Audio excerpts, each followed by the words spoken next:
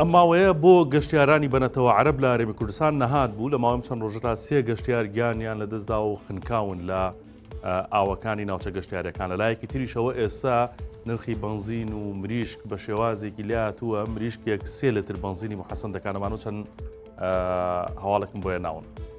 سڵاوتان لێبێت.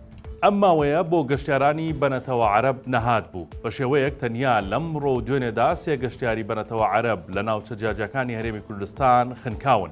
ئەو گەشتیارانە کە بۆ بەسەربردنی کاتێکی خۆش ڕوویان لە ناوچە گەشتیارەکانی کوردستان کردووە، بەڵام خۆشیەکەیان گۆڕا بۆ خەموو شیوەن.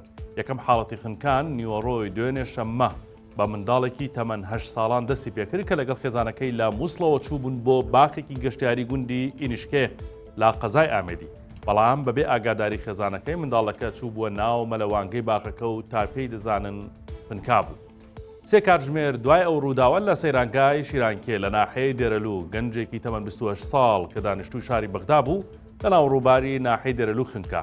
بانی ئەمڕۆژ گەشتیارێکی دیکەی 31 ساڵ کە بۆ گەشت و سەیران هاتبووە سنووری هەڵەبجە لە ناوچەی ئیمامی زامن لە ناو ڕووباری سیروان خنکا.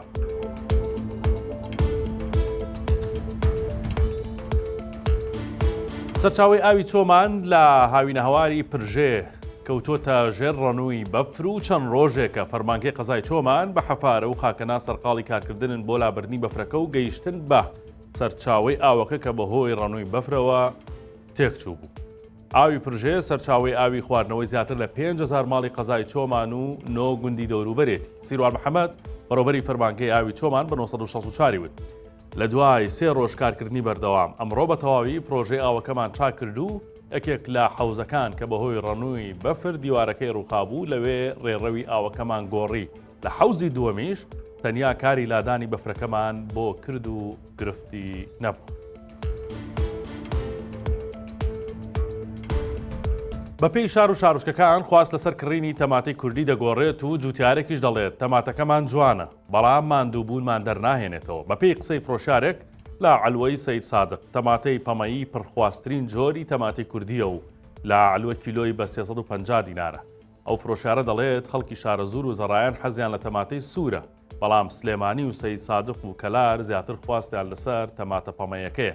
جگە لەو دوو جۆرەی تەماتەش ئێستا جوتیاران کەمتر تەماتەی سێوی و چاوەگا بەرهەم دێنن. جوتیارێکیش گلەیی هەیە و دەڵێت تەماتەکە جوانە بەڵام ماندووبوونمان دەرناهێنێتەوە و لە بارێک تەماتەدا تەنیا 10,000 دینارم بۆ ماوەتەوە. ئەمە جگە قەرجی بە خێوکردنی بەرهەمەکە و کرێکرێکە.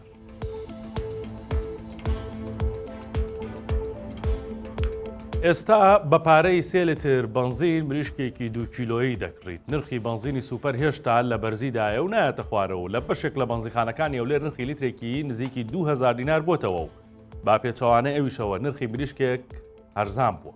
بە جۆرێک نرخی کیلۆیە مریشکی سپی لە دەواجینەکان لە 3500ەوە دابەزی بۆ 2850 دینار و لە دوکانی مریش فرۆشانیش بە 3100 دینار دەفرۆشرێت.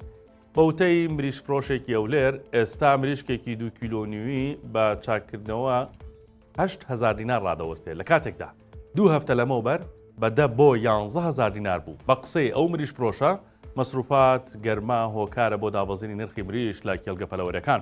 وەکو باسیشی کرد هەرزانبوونەکە بازاری گەرموگور کردووە چونکە هەر هەفتەی ڕابردوو خەڵکە بۆ کڕینی مریشکێک چۆتە دوکانەکەی، بەڵام کە بینیوێتی گرانە نەیکڕیوە وتوێتی گیرفانم هێندەی تێدا نییە. ئەمە هەواڵەکانی ئەمڕۆ بوو. کاتێکی شاد بۆەوە بوو.